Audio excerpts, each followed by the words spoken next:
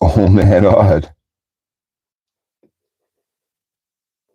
We'll assume you meant to put a T in there. What's going on, Mike?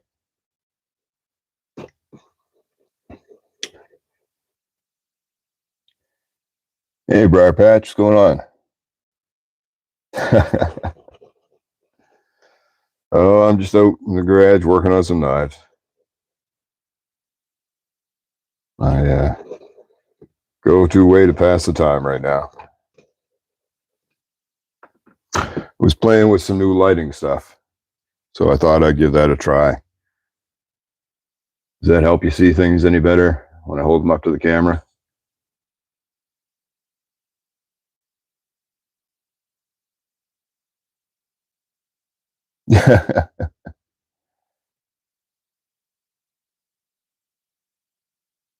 Right on. Just working on this. I spent most of the day yesterday working on this Hobo knife.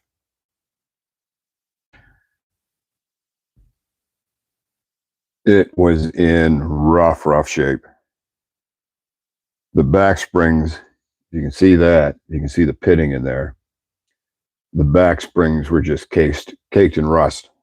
I couldn't have told you how many springs were on it just because it was just a layer of rust over it. So it's pitted really bad, but I got those back. The main blade, when you took it out, literally flopped side to side. I could actually take it like that and flop it back and forth. So I had to peen it down harder. So I got that all back. Everything seems to be working now. It was in rough shape. I didn't know if I was going to be able to salvage this one or not, but seems to be in good working order now. Everything's good and tight. Got some snap back to it. Just working on doing a little sharpening now. Just sharpening up the can opener. There was a lot of pitting. The tip, you probably can't see it very well there. The tip was bent and rusted, so I had to hammer that down flat again. So she should be okay. She's at least straight now. Hey, Mario, how you doing?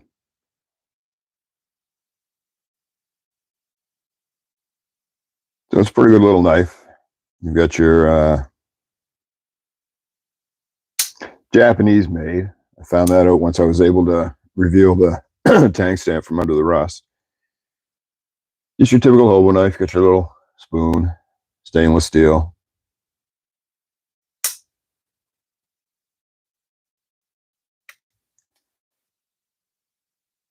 Get your little fork. Then you've got your main spear point. I need to grow my thumbnails back.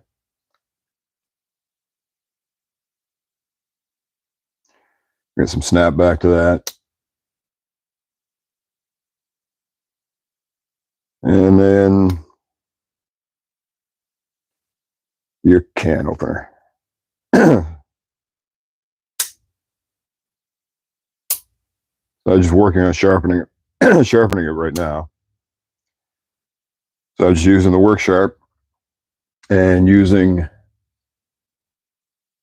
the little stone here that's meant for sharpening serrations on a blade, and just using that to work on the can opener. So I'm pretty much done with that. You've been struck. Morning, my friend. New sub here. Oh, well, thank you very much. Happy to see you. Thunderstruck. Sounds kind of neat. Struck by fun. So let's see, just an old can here. I want to see if the can opener works now.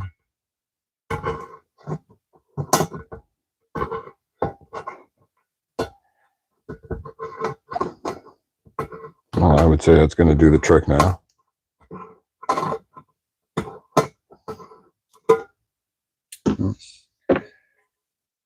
I would say she's working. I don't know if you can see.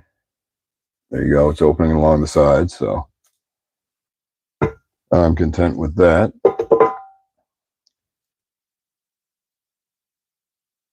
The next thing will be to sharpen the main blade.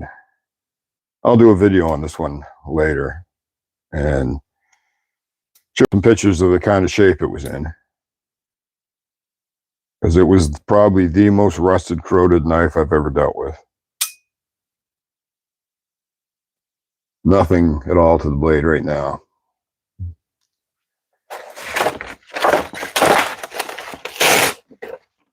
You can do a little, not even catching. Mostly just tearing the paper. So for anybody new coming in, I'm just playing mostly with some lighting here. I just wanted to test it out. I put a backlight behind the camera. So hopefully that, when I hold a knife up to the screen like this, hopefully that's giving you a good look at it, lighting things up a little better.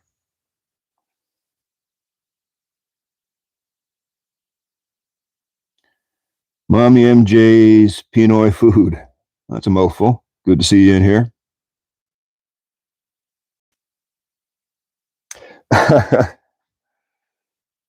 You know, you're probably right about that.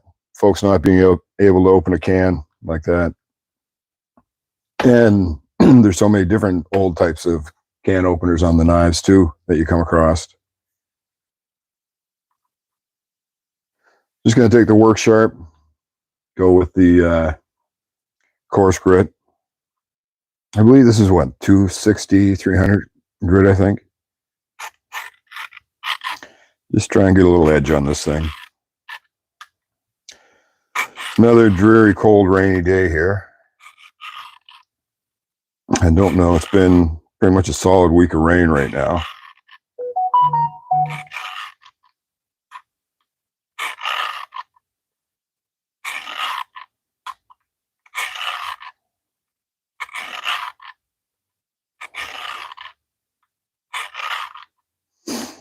I just like to take a few good passes. Terry's Knives and Man stuff made a good point. I think it was Terry. Said always take your knives to sharp on the coarse stone and then refine with the finer stone. I'm getting a burr yet.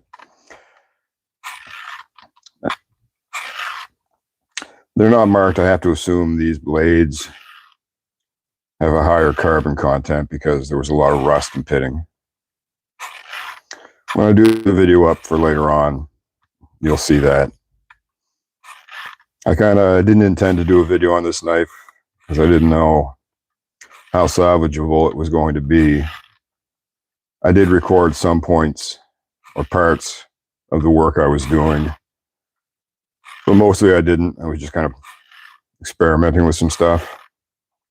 I didn't know if I was going to be able to salvage that one side, that one pivot, because like literally the blade was flopping back and forth. It was beyond play.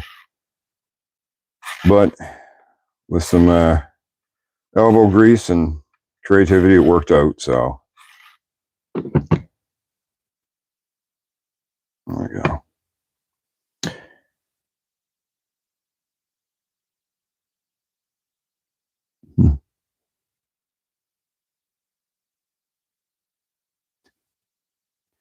Our electric can opener went out and my wife was freaking out. I said, hold on, honey. Brought out a knife and went old school. There you go, Mario. Demonstrate your value. A little bit of man stuff. Terry would have been proud of you, Mario. So I hope everybody's having a good day. I hope the weather's better where you're at. I'm getting tired of this rain. So many people claim to love fall. Yeah, there's some pretty colors and maybe it's not so hot, but to me, fall is just rain. Just never seems to stop raining. Maybe that comes from living on the coast. I don't know.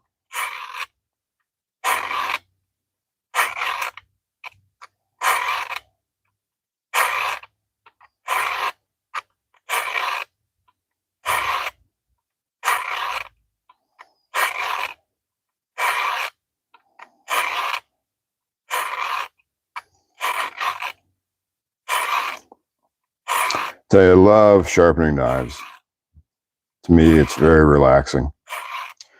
I'll often sit and pop something on the TV to watch and start sharpening a knife and completely forget about what I was watching. I get so focused on sharpening the knife, it just relaxes the mind, relaxes the body.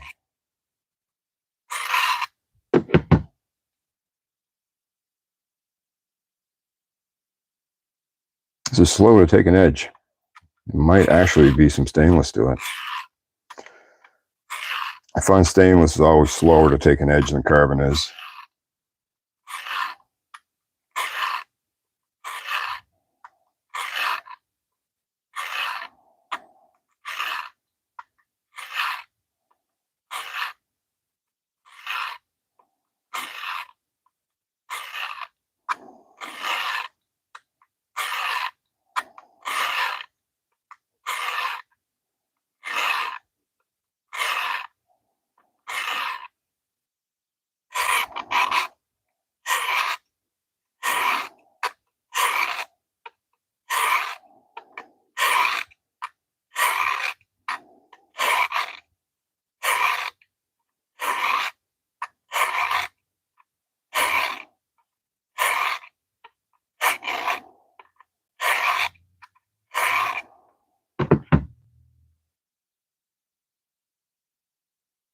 There a little bit.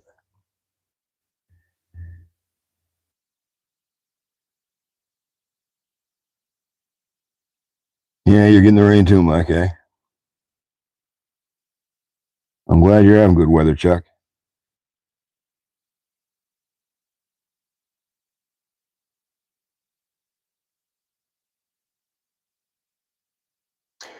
Just so we don't get all totally bored with me sharpening, maybe we'll do a little pocket dump. Yeah, of course, my Hank. Everybody should carry a handkerchief. 1,000,001 uses. Dry some tears, a lot of first aid applications, filter water, clean your knives, clean up other things, blow your nose. But don't blow your nose and then give it to somebody to wipe their tears, or filter water with it after that. But just 1,000,001 uses for a Hank.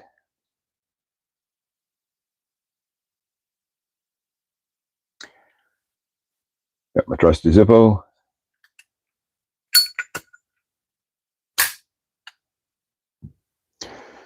Knife wise, I'm carrying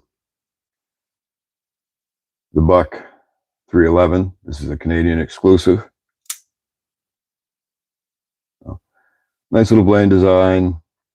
One of those, I think, glass reinforced synthetic handles. Liner lock. Real good purchase for the liner lock. It's got some jimping on it, so it's easy to get a hold of.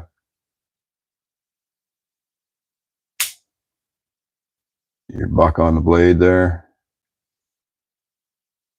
311 Kingsman, I think it is. Nice little, pretty much if anybody with a large hand, it's going to be about a 3-finger grip. A little bit of a nice sharpening choil on it. Tip up, pocket clip. Just good little all-around beater knife. And then in this pocket, I might recognize this slip. If we can get the name to show up there. Somebody in the channel might have made this, I'm not sure who. And in that is Classic Carbon 2 Stockman. So I got a slip from Mike and Make Cutlery Great Again, and I got a knife that came from him too. It's a Rough Rider. Basically the same model as the K75. Same size, same dimensions. Half stops with this though. You got your clip point, your swedge, your match strike nail nick.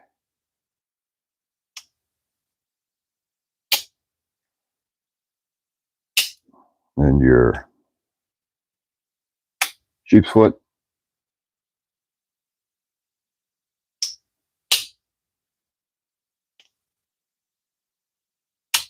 And your spay.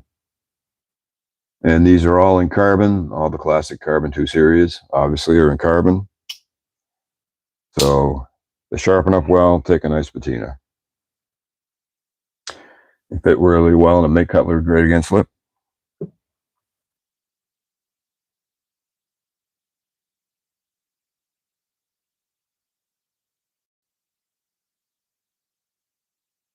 Hey, Famous Master, good to see you.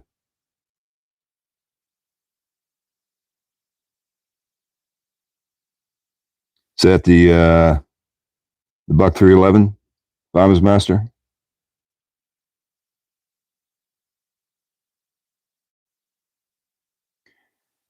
Those VV Praxis minis, those are great little knives. I have the mini and the regular.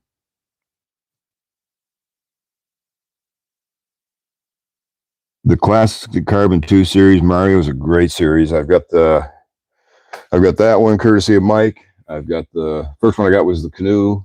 I've got the Scout or Camp knife with the multiple tools. I've got one other. It escapes me what it is at the moment. I got like 4 or 5 from the series, almost all of them. Oop, the light just fell over. So they're great knives, take a great edge, solidly built, beefier than a lot of the other Rough Rider knives. They have thicker blades, thicker springs, stronger springs, so they have great snap.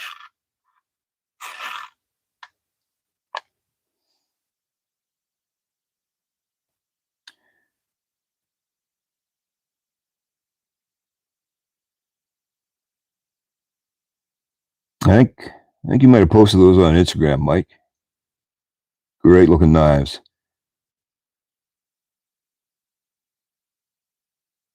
I'm not so familiar with the Swiss Tech. I'm familiar with the brand, but I don't think I've had any. The Praxis, really nice blade design on it. Very fidgety if you like the modern knives for the fidget factor. When I first got back into knives, I, of course, went with the moderns because I was just like, holy cow, knives have come a long way since the last time I regularly carried a pocket knife. So I picked up a few of those, but then I just fell back to the traditional style because that's what I grew up with. That's what I know. And part of my getting back into knives and whatnot was just my little way of trying to make sense of the world. Got a little weird for me, and I needed to bring a little balance back into my life, a little more common sense. So I just started living in ways that were more reminiscent of a time that made more sense to me. So I just said, when I was young, all the old fellas, they carried handkerchiefs and pocket knives and lighters and just things you'd have a general use for in the run of a day. And so when I got back into carrying knives, I eventually just went right back to the traditionals. They're great knives, and you don't see a lot of multi-bladed options with the modern knives. I mean, I primarily a single blade knife. I love a single blade knife, but I've really started to develop appreciation for the multiple blades. Like when I first saw a Stockman, I thought that's a little more than I think I would ever need, until I started carrying a Stockman and just realized the various different applications for the different blades and how handy that is. And you all know about being handy.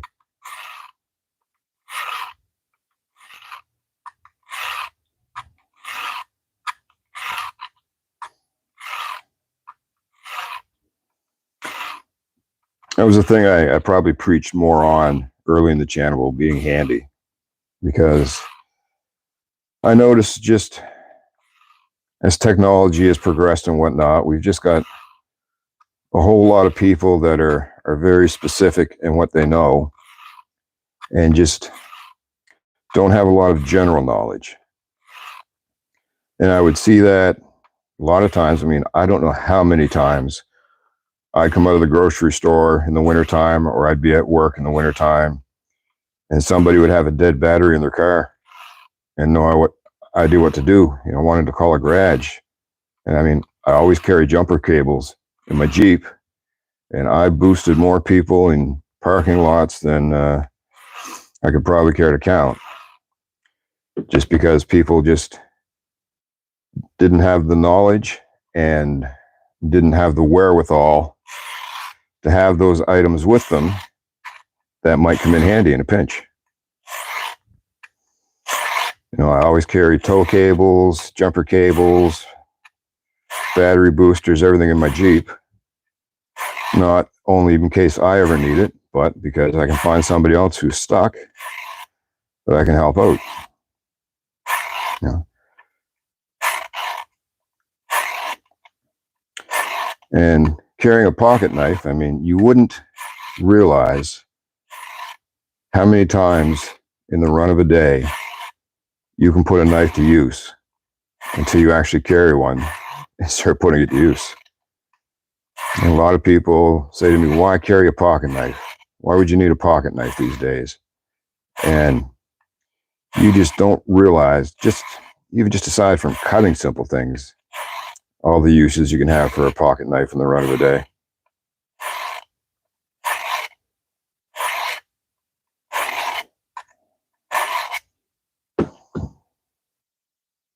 Yeah, we're starting to get a little bit of an edge now. Good morning, Dave. Good morning, Jason. I'll catch up on the chat here. This is my first one of Swiss Tech Super Smooth Action, and my card handles just like the Praxis. You should check out my review of them later if you want. I'll do that.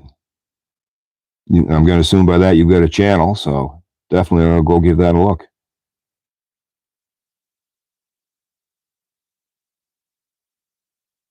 If the women don't find you handsome, they should at least find you handy. You got it, Dave. Red Green should be a role model for everybody. Just be careful with his duct tape projects. Hey, Stan. Yeah, you're right, Stan. And when you live up in an environment like Canada, where we have extreme weather changes, it's good to carry some stuff in your vehicle. I mean, you never know when you're going to get stuck somewhere. A road closes down in a storm or something like that, and you've only got so much gas in your vehicle to keep it warm.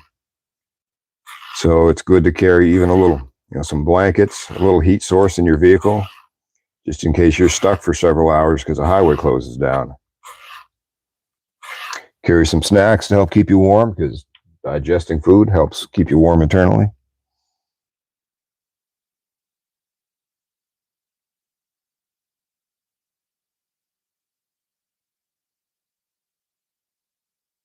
Oh yeah, you're right about that, Chuck.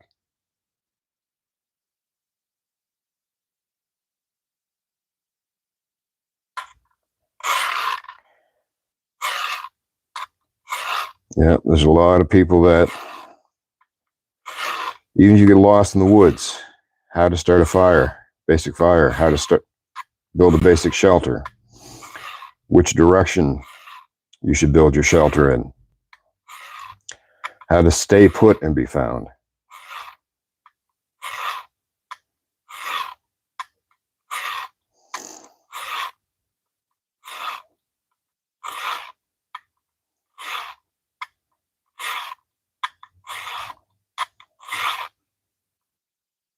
How many people today know how to use a compass? I mean, they understand that it points north, but that's just the very basics. How to make sure you're actually following that compass north, because you can't walk through the woods and have your eyes solely on a compass you'll be tripping and falling and likely hurt yourself. So you know how to need to take short bearings. I'm heading north. There's an object 200 yards away that's north. I'm going to head for that object. So I'll keep an eye on that, keep an eye on the ground I'm walking on. And then when I get to that object, then I pick the next object that's to the north and proceed to that. Or how to use a map, basically. How many people know how to use a map these days? And then how to take a compass bearing off of a map.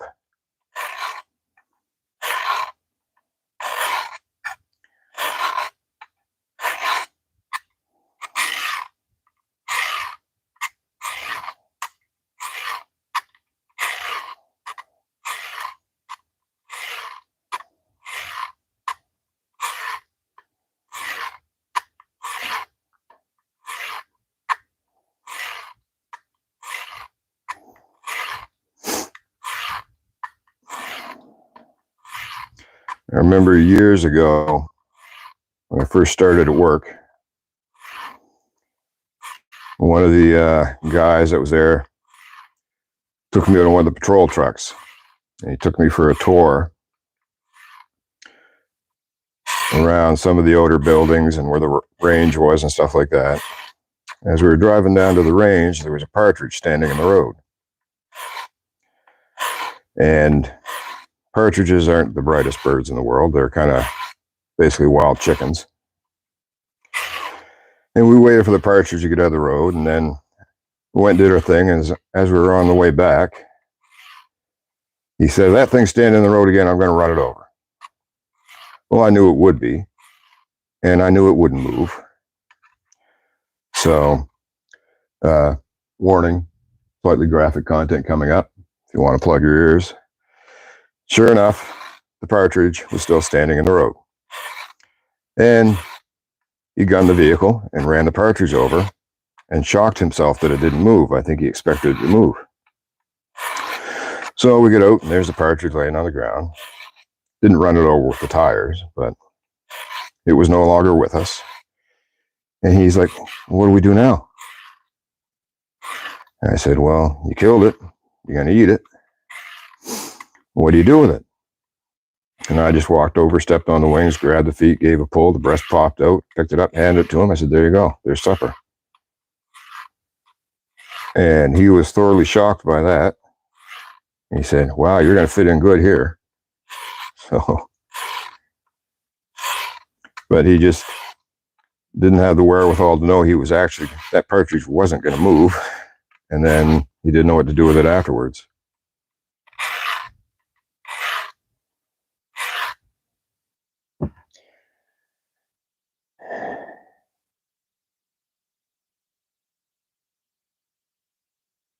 You know what?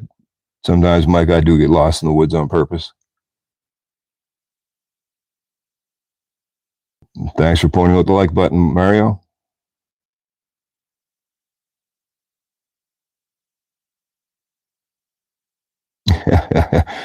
GPS works great until your batteries die, Stan. Yeah, you've had some good training, no doubt, I'm sure, Stan.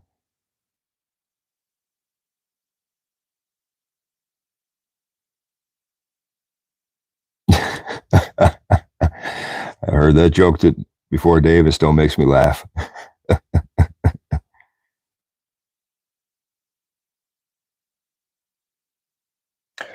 Partridge is great. The breast tends to be kind of a little bit dry and grainy. I found the best thing to do with that is slice up an apple, stuff the breast with the apple, and then give it a bake. And adds to the flavor and moistens everything up really nice. This whole thing is taking a while to take an edge.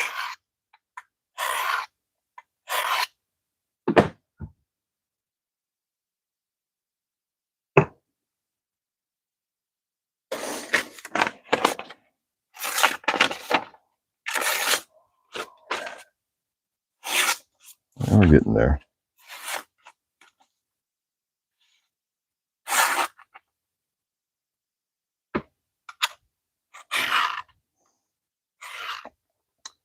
Eventually, when I find the right price, I'm going to grab one of the Work Sharp bench sharpeners.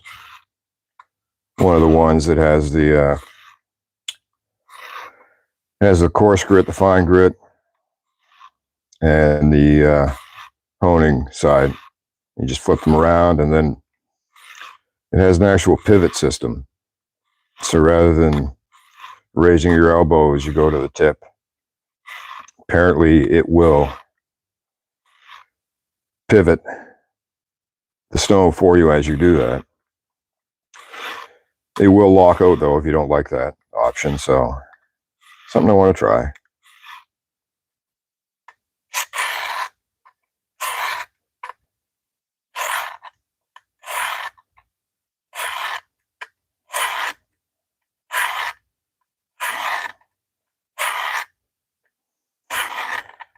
Tip is still a little wonky. I can feel it grabbing more on this side.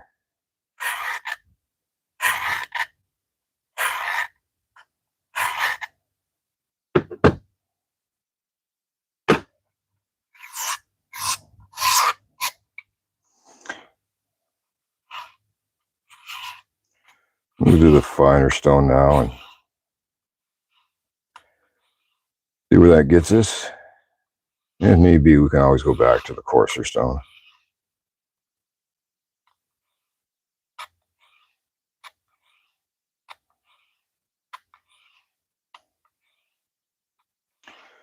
I find these are cool little knives. And I've seen some on the eBay. They actually come with a belt sheath or a belt case. That's kind of almost like an open case you drop it into, and then there's a flap that comes over the top and buckles down.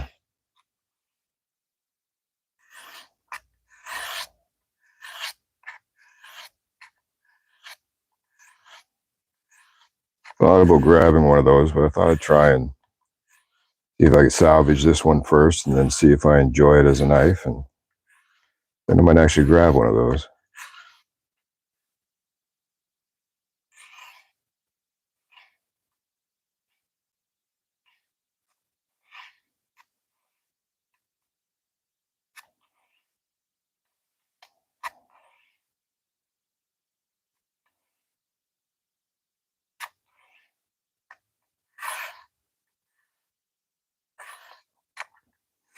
Been watching a few of the Eleville videos. I'm glad to see everybody had an awesome time there. Then Kevin's first show went over very well. I watched a video from Dwayne at Clark's Kentucky Knives. As expected, he had quite a haul when he came back. If you like just cool old stuff, watching Clark's Kentucky Knives is almost like watching an episode of the Antiques Roadshow. Dwayne has a keen eye for cool vintage stuff, and he comes up with some, he goes out on his hunts and he comes back with some pretty neat stuff. A lot of knives, but a lot of other old tools and cabinets and displays and advertising and memorabilia stuff. So if you're interested in knives, but not just knives, just a lot of general cool stuff, this is a great channel to watch. Probably more like watching an episode of that show Pickers. And I think Dwayne's got a little bit of picker in him.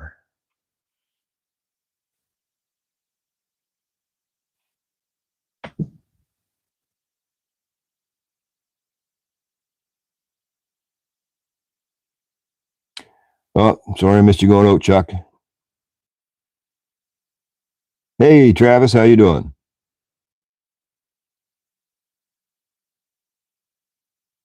Ooh, that sounds good too. Red wine and bacon. Red wine and bacon just sounds good, even without the partridge.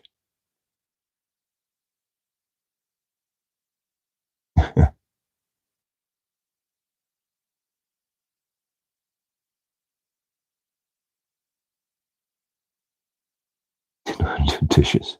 Jeez.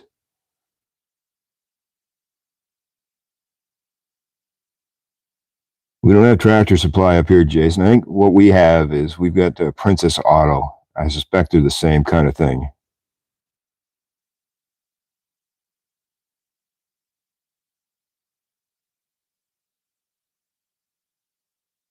Hey, Mike's Life. Good to see you.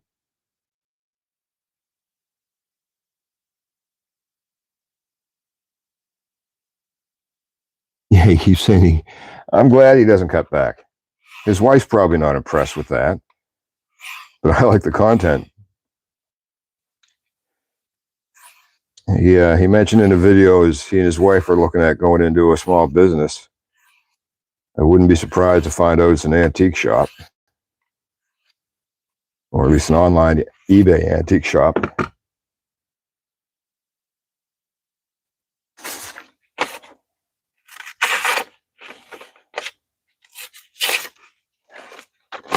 This is terrible paper to try and cut.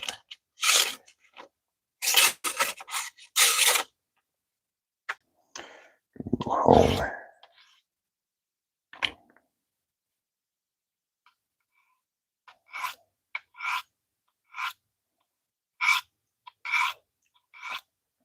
I love that honing sound on the ceramic rod. I have to be careful. I can get into the sound and hone a little too much sometimes.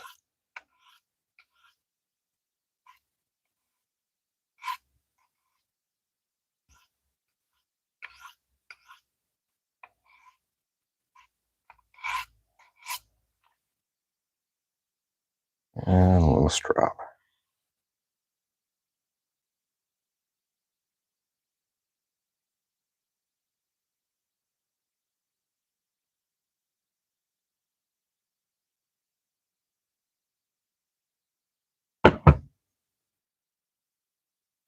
Grab a fresh piece.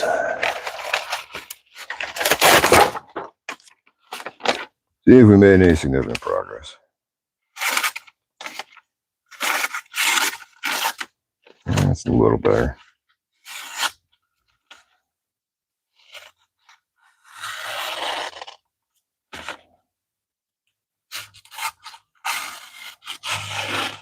Certainly better than it was, but I think I got one catch a little.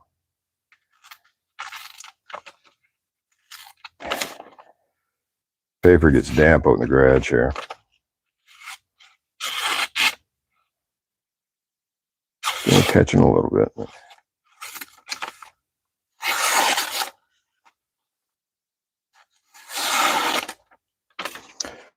Much better than it was, needs a little bit more work. But in case anybody stopped in and wonder what I'm sharpening, it's an old Hobo knife that I've been working on the last couple of days. It was a rusty mess.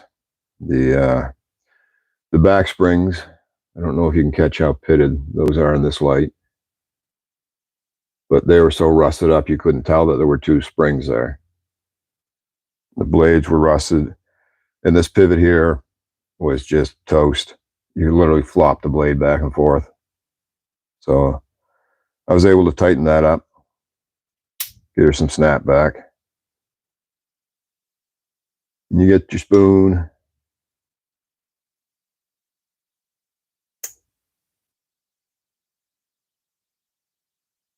Get your fork. Your main blade. And your little can opener. Already sharpened that up. We tested it at the front of the video. It will open a can now, which is good. Great little bone handles on them. So I'll drop a video probably later today or tomorrow, just showing what kind of shape this thing was in and then some of the cleanup.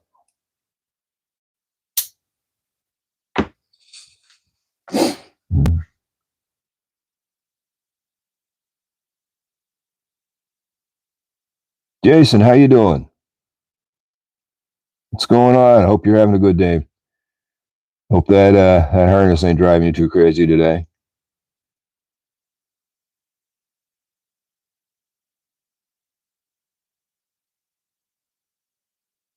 Oh, the old 311 grizzly killer. I think Dave's probably telling the story there. Yeah, he was hiking and he wasn't a guy to carry a knife, and his father thought he should carry a knife, so he grabbed one of these. And then grizzly attacked the guy, and he managed to get the knife out and started poking at the bear's neck, and it was enough to get it to run off. And they later had to go and put the bear down, but apparently, from what Dave tells me, the game warden said that that knife did one heck of a job on the bear. So there's another good reason to carry a knife. Bears. So I told you at work that I need to do this mandatory training before the end of the day tomorrow. I can't even log on to the website for the training. Well, just show that you couldn't log on, Mario. They brought in a lot of the online training where I work and made it mandatory. Adults, it's been proven in studies, and I know this because I've been a trainer at work. Adults do not learn well from doing online training like that. And most people will just skip to the end and not even bother with it. But those that do try to learn, online training doesn't work well for adults, and in-person discussion training works the best. Unfortunately, that costs more money because you have to bring in overtime to replace the people that you're putting on training. And so money always wins out. But all the online training, it's in our contract that we have to be relieved from our post and given a quiet place with a computer to do the online training. And I'm probably about 10 trainings behind. And every few weeks, they'll send me an email saying, you're required to do this training. You must do it, blah, blah, blah. And I reply, okay, well, it's in the contract that you have to relieve me from my post and put me somewhere to do the training. And then I don't hear anything more for a few weeks until I get a new supervisor, and he tries the same thing. And I remind him of the requirements, and it just all seems to go away when I do that. Who knows?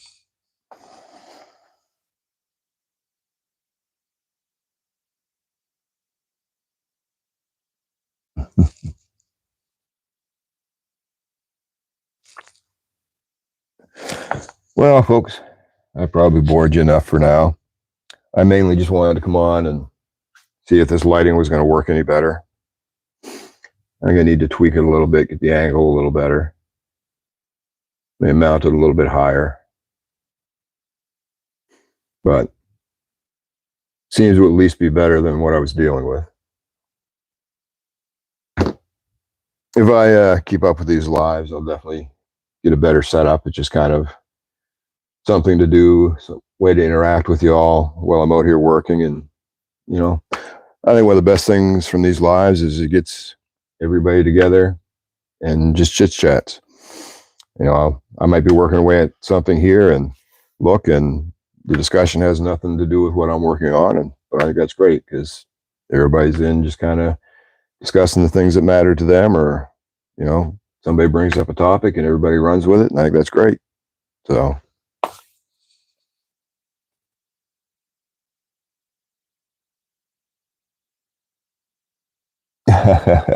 Well, I don't have the Starlink here. The Starlink's only back at the camp, Mario.